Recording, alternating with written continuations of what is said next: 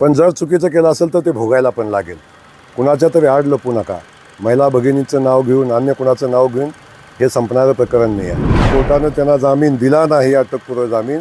तेव्हा अटकपूर्व जामीन दिला नाही म्हणून ईडीनं पुन्हा त्यांना चौकशीसाठी बोलवलं आणि ते चौकशीला गेले नाहीत म्हणून ईडी त्यांच्याकडे आली असं माझी माहिती आहे. गेल्या 2.5 वर्षापासून देशमुख बंधू आत आहेत.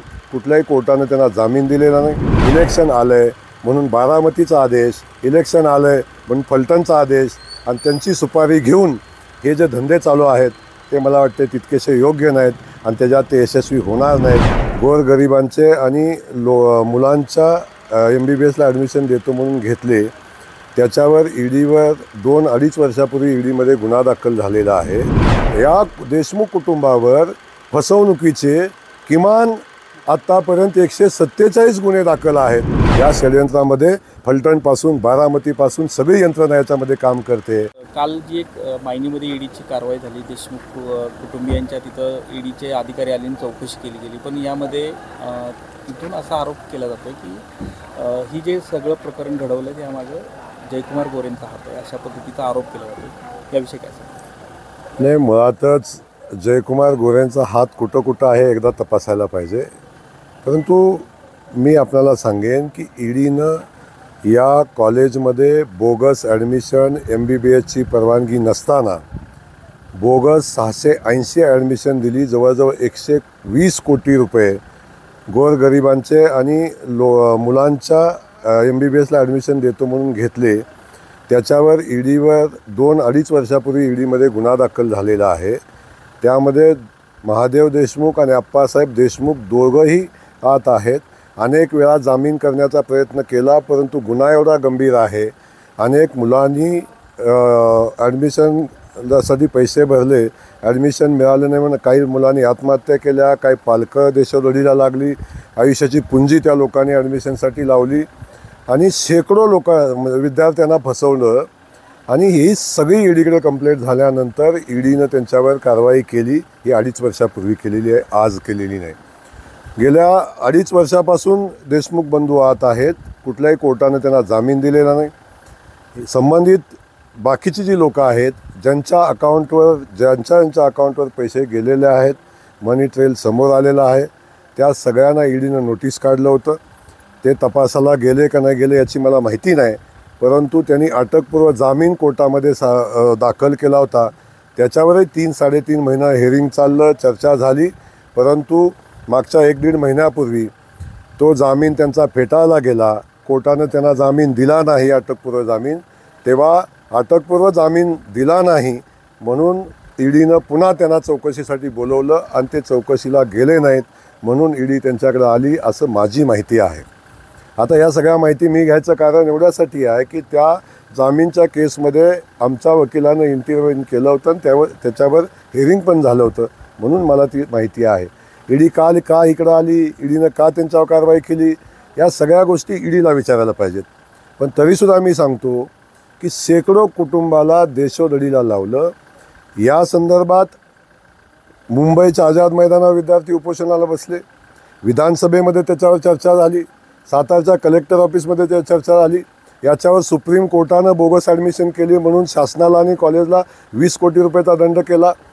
या देशमुख कुटुंबावर फसवणुकीचे किमान आत्तापर्यंत 147 गुन्हे दाखल आहेत आणि 147 गुन्हे या कुटुंबावर दाखल असताना जर ईडीनं कारवाई का केली म्हणून आपण विचारत असू आणि जयकुमार गोरेचं नाव घेऊन आपण केलेल्या पापातनं आपण जर सुटका करून घ्यायचा प्रयत्न करत असाल आणि त्याच्यासाठी वेगवेगळ्या विरोधकांना, आता निवडणुकीमध्ये भांडवल पाहिजे म्हणून या विरोधकांना सोबत घेऊन आपण पुढं जात असाल तर मला वाटतं ते योग्य नाही.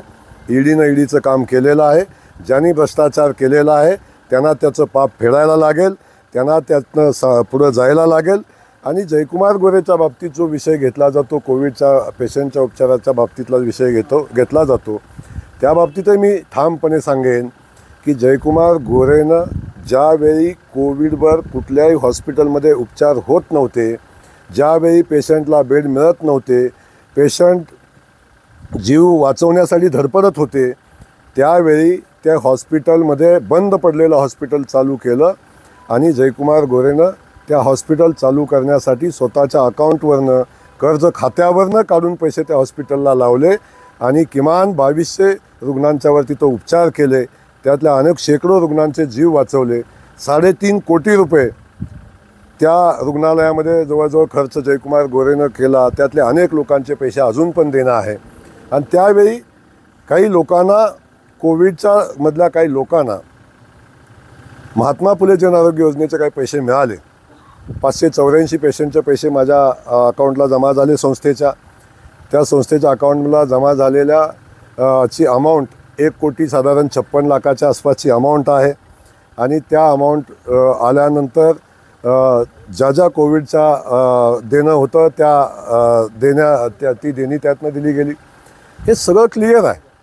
आणि याच्यामध्ये त्यांचं म्हणणं आहे की पेशंट मृत दाखवला आणि पैसे घेतले.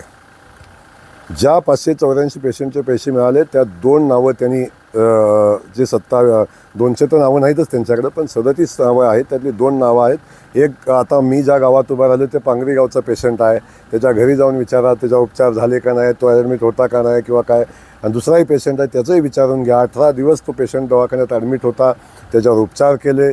या सगळ्या गोष्टी आहेत. मला या संदर्भात जास्तीचं बोलायचं नाही. मी उद्या प्रेस घेणार, मी बोलेन. पण मी एवढंच सांगतो की जयकुमार गोरेनं इमाने इतबारे लोकांची सेवा केलेली आहे.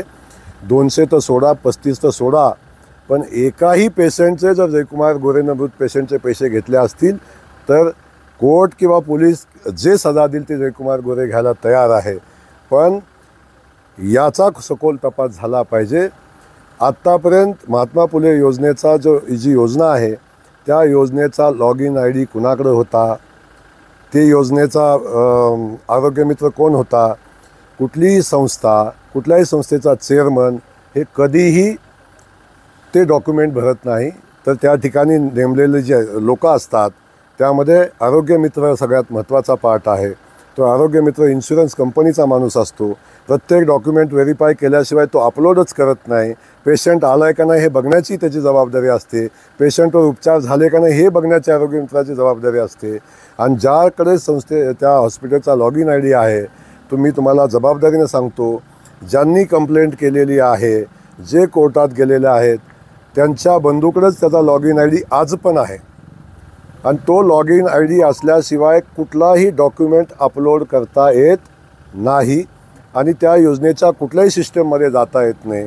त्यामुळं ज्या लोकांनी कंप्लेंट दाखल केलेली आहे त्याच लोकांनी या सगळ्या भानगडी डॉक्युमेंट बोगस जोडायचे केले असतील किंबहुना काय केले असतील. पण माझ्याकडं त्या 35च्या 35 लोकांच्या ओरिजिनल फाईल आहेत आणि 35च्या 35 लोकांचे नातेवाईक पण इथंच आहेत. कुठल्या मतदारसंघाच्या बाहेर चाललं नाही. माझी पोलिसांना मी विनंती केलेली आहे की आपण प्रत्येक पेशंटला तपासा, त्याच्या नातेवाईकांना तपासा, त्याचा उपचार झाले का नाही तपासा, त्याच्याकडून पैसे घेतले का नाही तपासा. या सगळ्या गोष्टी तपासल्या पाहिजेत आणि सत्य पुढं आलं पाहिजे.